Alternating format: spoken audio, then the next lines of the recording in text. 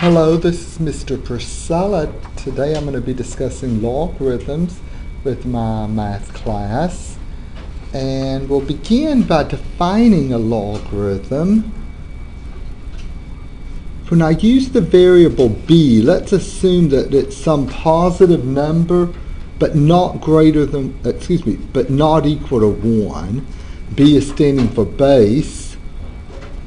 Log base b of x equals y means b to the y power is equal to x. So a logarithm is an exponent. Notice this logarithm equals that exponent. Let's do an example. Here's our first example involving logarithms. Log base 5 of 25. So here's my thought process. I'm thinking to myself, what exponent do I put on 5 in order to get 25? What exponent do I put on 5 in order to get 25? Well, 5 squared is 25. The exponent that you put on 5 in order to get 25 is a 2. 5 squared is 25.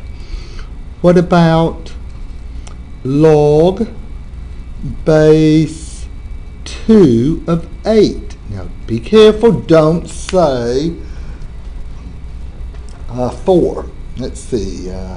2 to what power is 8? So here's what I'm thinking. What exponent do I put on 2 in order to get 8? Well, how many 2's do you have to multiply together to get an 8? Yeah, 3. Did y'all hear that?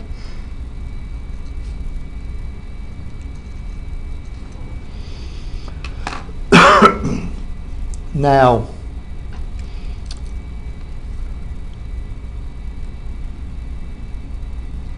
let's say recall somewhere in a previous algebra class, maybe in high school algebra, you may have forgotten it, you had a rule about a zero exponent. Anything to the 0 power is defined to be 1, with the exception of 0 to the 0 power. Okay, 0 to the 0 power isn't 1, it's undefined. So anything to the 0 power is 1, and therefore if we had something like log base 7 of 1, well, anything to the 0 power is defined to be 1, so 7 to the 0 power would be 1. So this logarithm is 0. Now there's nothing really special about the number 7. So we could make a rule that looks like this. Log base b of 1 is 0.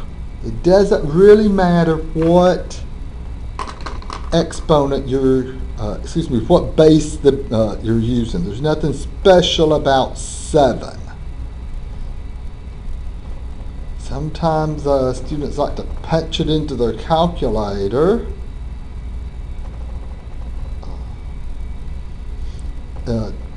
Some number raised to 0 being just to see what it is. And let me see, do I have my calculator with me?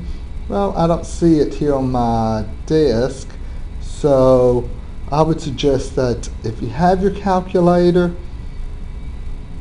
try raising some number to the 0 power and see what you get. Oh, wait a minute. Here, I have it on my phone. Oh gosh, maybe the glare's too bad, maybe you can't see it.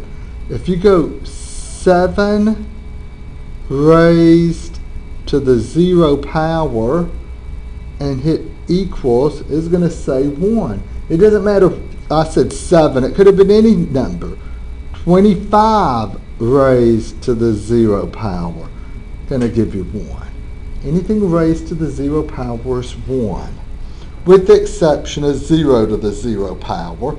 I wonder what this calculator does if I go 0 raised to the 0 power. Well, now, there's a few other rules of logarithms that I'm going to state, but before that, let me review a couple of definitions or a couple of rules from about exponents. So here's some exponent rules, and all of this is before we actually start working on problems from the homework. Here's some exponent rules.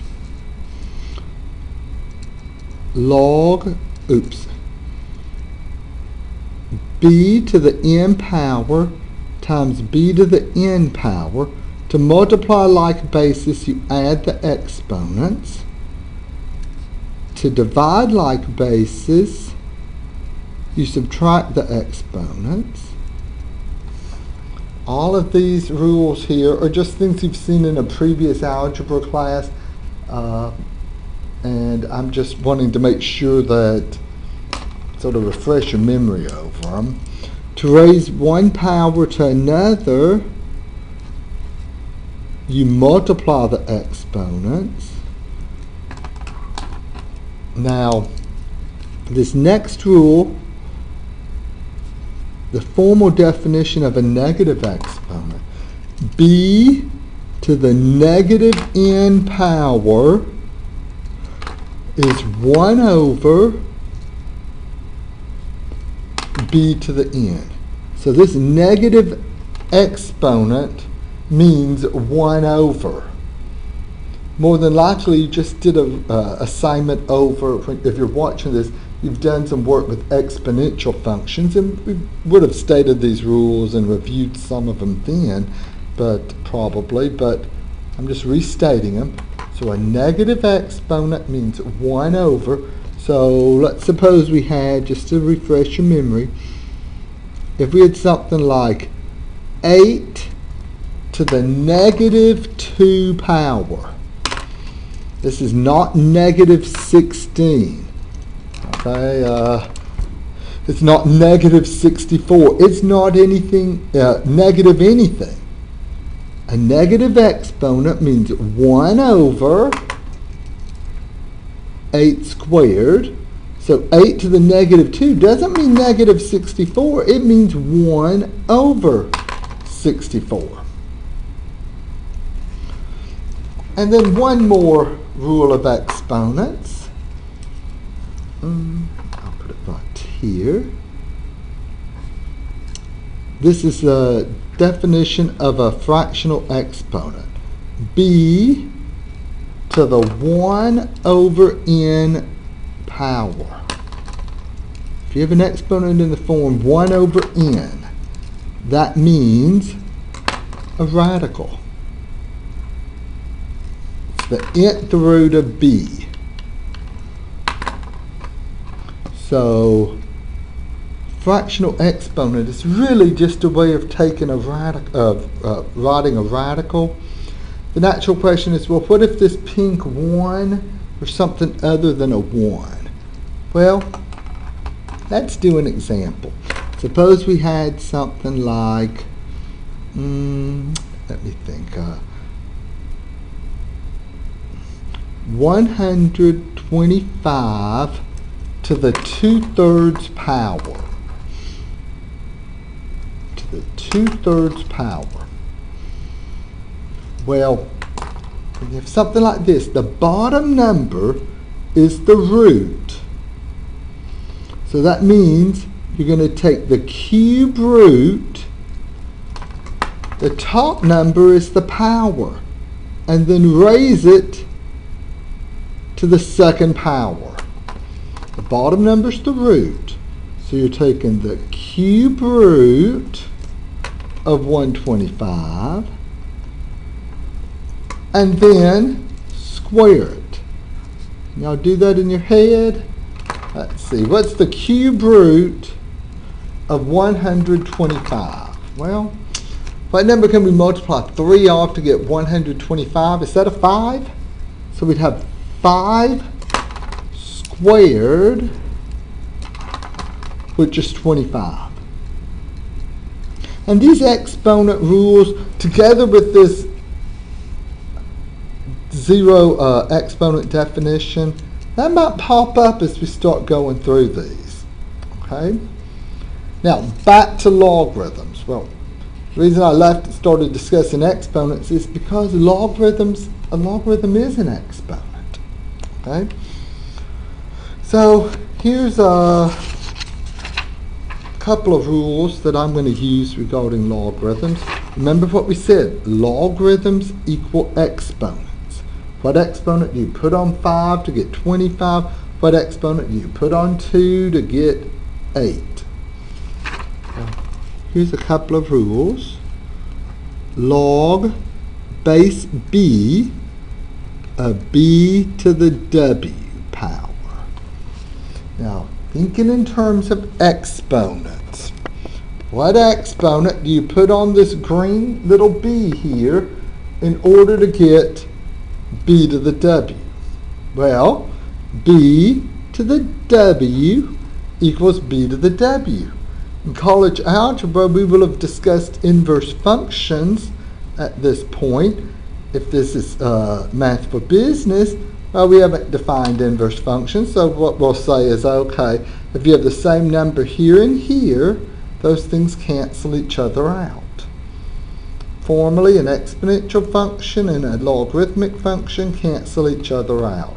It could be written like that, or it might be written like this, b to the log base b of w. As long as the bases are the same number, all of that cancels out, leaving you, in this case, w. And I'll use those as I go through some of these problems. I think I've probably said enough and we're ready to start actually working through some problems. The main way I'm going to be using these two rules a lot. Okay? Remember, if you have the same number here and here, those cancel each other out.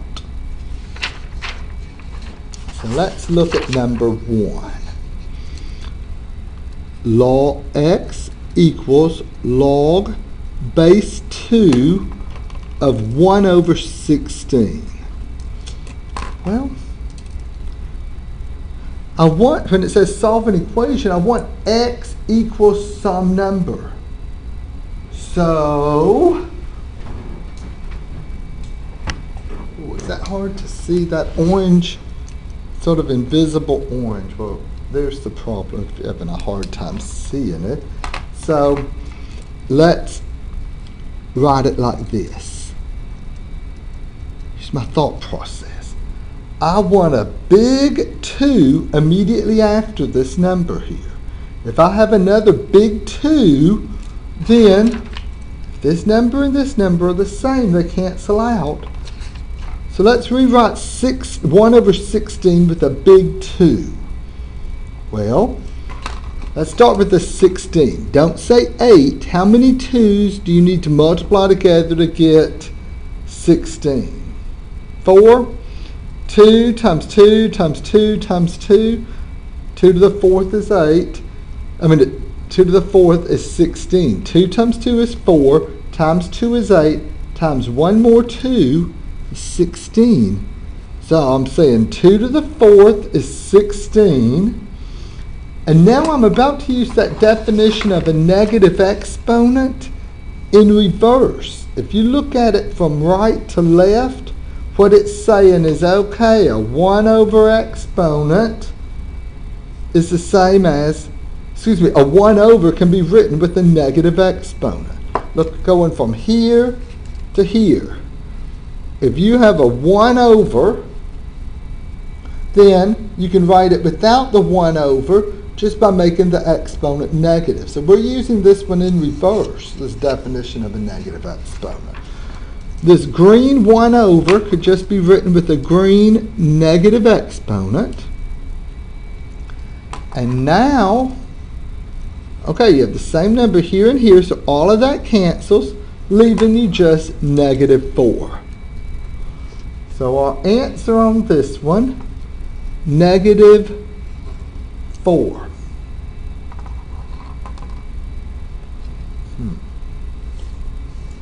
Now, what about number 2? Well, number 2, we're going to have to write this with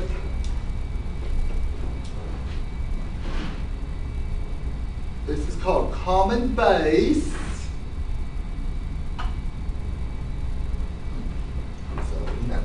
We're going to write it with the same base. So on problem 2, x equals log base 4 of the cube root of 4. Well, in our mind, think about what we want it to look like.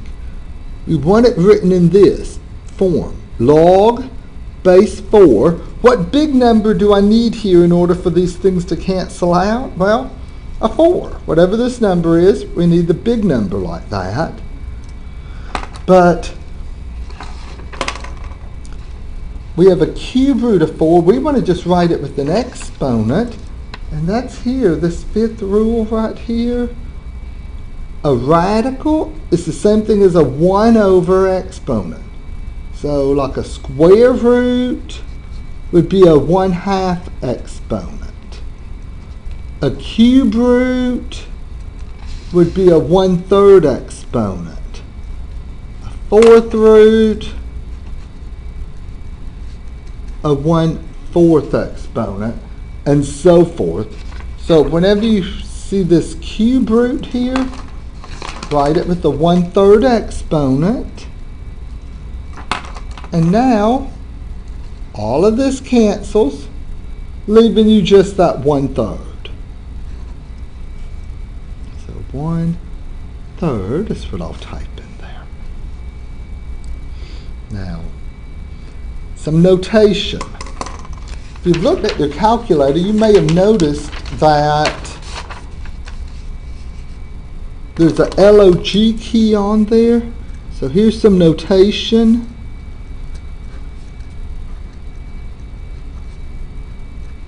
If you see log and there's not a base written there, we'll assume that it's a base 10.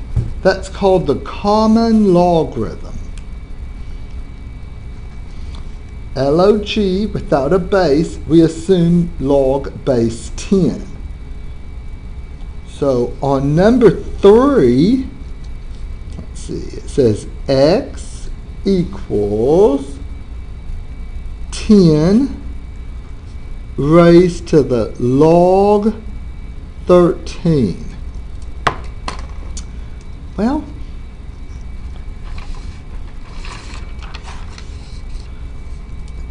remember these two rules. If you have the same number here and here, the same big number and small number, then they cancel each other out. And this log right here is log base 10. So that's going to cancel each other out, and you're just left with 13. Okay. Now, number 4. It says solve this equation. Log base 5 of x equals 2. Number 4 differs from the other ones in that problems 1, 2, and 3, the x is already by itself. Number 4, the x is not by itself. We need to get that x by itself. Well, how the heck are we going to get x by itself? Well, you're not just going to divide by log base 5. You have to think to yourself, how do we cancel out logarithms? Well, if you have the same number, the same bases here and here, they'll cancel out. So what I'm thinking is I have a small 5 right here. If I put a big 5 right here on both sides, then this is going to cancel out, leaving just the x on the left. So what I'm doing is canceling out the logarithm by putting a big 5. Now be careful. On the right side now, this big 5 is at base. The small 2 or the 2 is now an exponent. So don't say 10 or any of the other wrong answers. 5 squared, 25. You'll see how I did that. And why was this one different from the others? The others, the x was already by itself. Here, the x isn't by itself, so whatever the base is there, you stick it on each side. Okay, there was a base of 5, so put a big 5 on each side. Now, oh heck, number 5, how did that get there? I think I might have already done that one as one of my very first examples. Log base 2 of 8. You can do this just by thinking in terms of exponents. What exponent do you put on 2 to get an 8? Well, a 3. Here's my thoughts. Log base 2. Think of the 8 as 2 to the 3rd. So 3.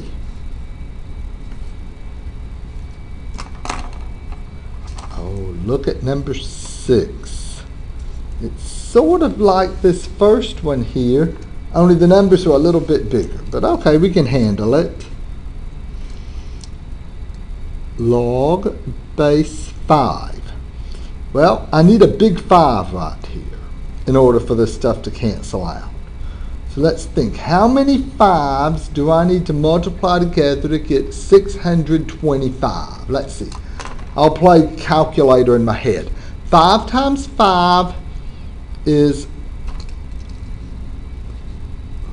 25, times another 5 is 125, times a fourth 5, 125 times 5, is that 625? So 5 to the 4th will give you 625, but this 1 over, I need to get rid of it, so make the exponent negative. Then all of that cancels, leaving us just negative 4 as our answer. Then number 7. Okay, number 7 is another one like number 2. See, but let's see. We have, I'm going to write it like this. Log base 9 of the square root of 9. Well, to get the logarithm just to cancel out, we have log base 9. I want to write it with just a big 9 and not that square root. Well, how do we rewrite a radical with an exponent? Well, a square root is a 1/2 exponent, a cube root a 1/3 exponent, a fourth root a 1/4 exponent, and so forth. So log base 9 of 9 to the 1/2, all of that cancels, leaving 1/2. And this stuff here, it does depend on how well you remember your exponent rules. So if it's been a while since you've worked with any algebra, exponents and stuff, then you're going to have to work on it a little bit harder than someone that just fresh out of high school that's seen all these exponent rules recently and so forth. The thing is, what we're doing is, if we have a fraction in the form 1 over, you can write it without that 1 over by making the exponent negative. If you have a radical is the same thing as a fractional exponent. A square root is a 1/2 exponent, cube root a 1/3 exponent, fourth root of 1/4 exponent, and so forth. I'm going to take a short break and we'll continue this dealing with, and we're going to discuss the properties of exponents. So